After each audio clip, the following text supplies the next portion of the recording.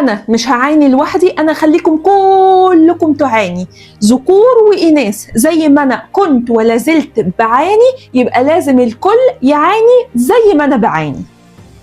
تعالوا نعرف مين اللي بيقول لنا كده، مين اللي بيقول لنا كده بأفعاله وحتى كمان أقواله، بس إحنا مش بنقدر نفهم ما بين السطور. بس علم النفس وعلم الأعصاب يقدروا يفهموه ويفسروه ويأكدوه كمان علمياً. النهاردة أنا هتكلم على ظاهرة خطيرة جدا انتشرت في المجتمعات وخصوصا المجتمعات الشرقية. المصيبة الكبيرة إن بقى في ناس بتطلع تدعم، بتطلع تحرض وتبرر للمعتدي. أنا النهاردة هتكلم عن التحرش. أنا النهاردة مش جاية علشان أتكلم عن الضحايا أو حتى تأثير التحرش ده على المجتمع، أنا عايزة أتكلم بس على المتحرش، على نفسية الشخص اللي بيدعم التحرش. هل هو إنسان سوي نفسيا، ولا علم النفس أصلا هو مشخصه إن هو معادي للمجتمع ومضطرب نفسيا؟ طب إيه هي الأسباب؟ هل فعلا الأسباب بسبب الكبت الجنسي، بسبب الغريزة، بسبب حتة القماشة، ولا في أسباب تانية إحنا لازم نعرفها؟ تعالوا نعرف كم حقيقة علمية أثبتها العلم عن المتحرش وعن المحرض على التحرش أو العنف. هل فعلا العنف والتحرش ده موجه فقط ضد النساء، ولا كمان الأطفال والذكور وكل فئات المجتمع تقريبا؟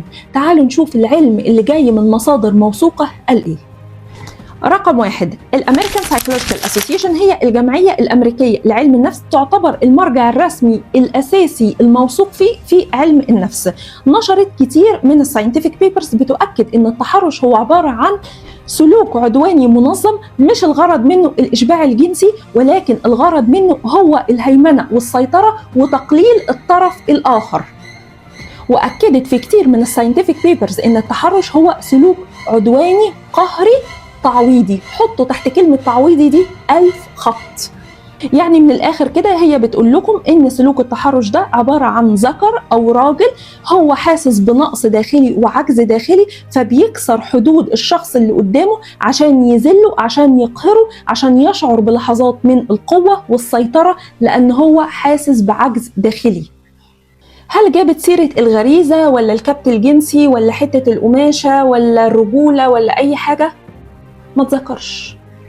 مش بس كده، هم أكدوا أن الميكانيزم أو آلية عمل التحرش هو يشبه تماما آلية عمل أو الميكانيزم بتاع التنمر أو التعذيب. الفرق في التحرش أن الأداة جنسية وجسدية، أما التعذيب فقط جسدية. ده مش مجرد رأي، ده توصيف علمي لسلوك المتحرش واللي بيحرض على التحرش. الحقيقة التانية الصادمة، التصوير العصبي ال fMRI. الدراسات دي اتعملت في جامعة هارفارد، وبرضه في ساينتفك بيبرز اتنشرت في مجلة تعتبر من أشهر المجلات في علم الأعصاب، في علم النفس العصبي، اسمها Frontiers in Psychology. أكدت إن في نشاط أقل في فص الجبهة الأمامي البري فرونتال كورتكس اللي هو مسؤول عن اتخاذ القرارات والتحكم الأخلاقي، في حين إن في نشاط أعلى في دوائر المكافأة السريعة، السيطرة، الهيمنة، الاندفاع. يعني هو عارف إن هو غلط بس مش قادر يوقف نفسه. ده في علم النفس بيتسمى خلل في التحكم السلوكي، لا كبت ولا غريزة ولا حتة قماشة ولا أي حاجة من اللي احنا بنسمعها ليل ونهار على السوشيال ميديا. كده علم النفس وعلم الأعصاب الاتنين أثبتوا إن المتحرش مختلف تماما عن بقية الأشخاص. هو مش هدفه الإشباع الجنسي، ولكن هدفه التحكم والسيطرة والهيمنة وإذلال الشخص اللي قدامه. طيب يجي بقى الحقيقة الثالثة، هل المتحرش ده أصلا بيستمتع بالفعل؟ هل هو بيشبع رغبة الانتقام والسيطرة والهيمنة، ولا حاجة تانية؟ الحقيقة إن المتحرش أصلاً مش بيستمتع إلا لحظات بسيطة، زي مخدر بسيط بيديله إحساس بالقوة والسلطة والهيمنة، وبعد كده بيشعر بتوتر، بقلق، برغبة ملحة إن هو يعيد ويكرر الفعل مرة تانية. زي الإدمان بالظبط، مجرد لحظة سعادة سريعة وبعد كده يجري يدور بأي شكل عايز ياخد الجرعة مرة تانية. الحقيقة رقم 4، هل المتحرش مريض نفسي؟ هل هو مسؤول جنائيا بنسبة 100% قدام القضاء، ولا بيعمل الكلام ده غصب عنه؟ Diagnostic and Statistical Manual of Mental Disorders بتؤكد. إيه اللي انت بتقوليه ده؟ ده الكتاب الرسمي لتشخيص الأمراض النفسية في أمريكا وتقريبا في العالم كله. بتؤكد ان التحرش مش تشخيص لوحده، يعني انا ما ينفعش مثلا اكتب في الدياجنوزة او في التشخيص ان هو متحرش، ولكن هو عرض او سمتومة خطيرة جدا لبعض الامراض اللي هي متشخصة، زي اضطرابات الشخصية النرجسية واضطرابات الشخصية المعادية للمجتمع.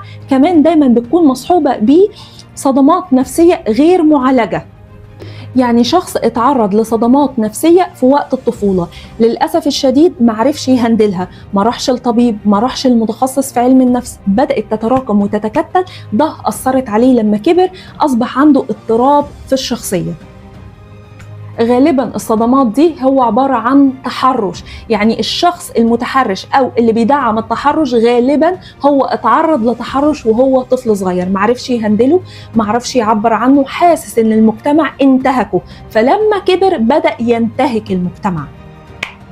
كل الدراسات اللي حتى اتبنت عليها القوانين العالمية، أنا هكتب كل المصادر هنا اللي بتؤكد ذلك، إن هو مسؤول بنسبة 100% عن أفعاله، مش زي أي شخص مريض نفسي تاني ممكن يفعل أي حاجة بدون ما يدرك، لا هو بيدرك هو بيعمل إيه ويقدر يسيطر على نفسه أو يقدر يتوجه للعلاج، ولكن هو بيرفض يعمل حاجة زي كده وبيستمر في إيذاء الغير أو إهانته أو إذلاله للشعور بسيطرة زائفة للحظات.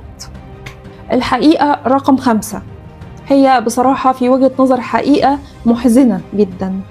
هل بيتم التحرش بالذكور حتى البالغة؟ للأسف الشديد أيوة، وده منتشر ومهمل، والنتيجة ضرر نفسي عميق جدا. المجتمع بيمنعهم إن هم يعترفوا، الرجولة معناها تحمل الألم، وأي بلاغ ده تشكيك في كرامتهم ورجولتهم.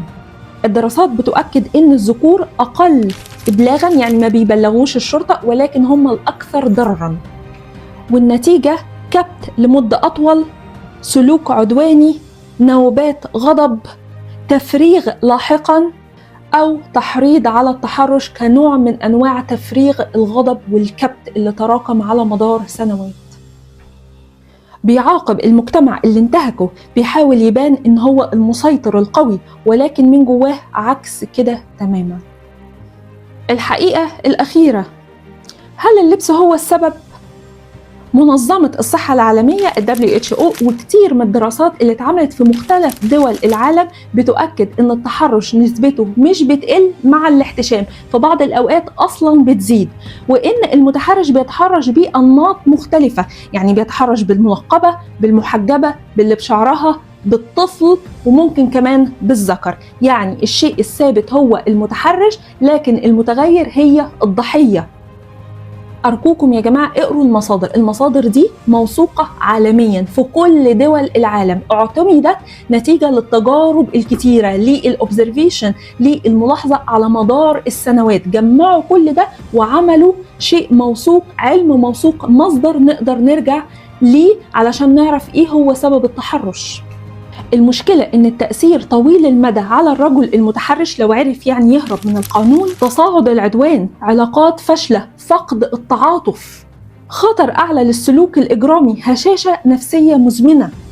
أنا أسفة جدا في المثل ده، بس هو عبارة عن كلب مسعور عمال يجري ورا الناس. المصيبة إن هو عايز ينقل العدوى لذكور تانية، وكلهم مصابين، كلهم بيعانوا وبيخلوا المجتمع كمان يعاني. الشخص المتحرش أو اللي بيدعو للتحرش هو مش قادر يواجه ضعفه، فبيكسر غيره عشان يشعر لحظات بالقوة والسيطرة. العلم بيأكد إن مش بس الضحايا من الإناث، كمان من الذكور، سواء الذكور اللي بيتعرضوا للتحرش ده في المدارس، في الحضانات، في الحياة العامة، أو حتى الذكور اللي بيدافعوا عن إخواتهم، عن أمهاتهم، عن زوجاتهم، عن بناتهم. أتمنى يا جماعة فعلا ننشر الوعي علشان نقدر نعالج الناس دي على الأقل، عشان ما ينشروش العدوى بتاعتهم في المجتمعات الآمنة. أنا مش عارفة برضو إيه يفرتكك دي، يعني إيه يفرتكك؟ هو أنا يعني مش مدركة، هو مش فاهم إن في حاجة اسمها مخدر ومنوم وحاجات زي كده، يعني أقل من نص جرام، يعني زي رشة الملح كده تخلي خنزير يقع، خنزير أو طور مصري مثلا يتثبت وبعد كده يتعمل فيه اللي احنا عايزينه. فيعني أنا مش عارفة هي بالقوة العضلية؟ لو كانت بالقوة العضلية الإنسان ما كانش حبس الأسد في القفص، مش بالقوة العضلية، بالعقل. وفي دلوقتي حاجات أقوى بكتير جدا من القوة العضلية، رشة الملح، حاجات كتيرة خالص. أنا مش عارفة ده حمار ده ولا إيه. فرتك، سوف يفرتكك. يا ريت كان يجي لنا بقى عشان نشوف بقى مين اللي هيفرتك مين. والله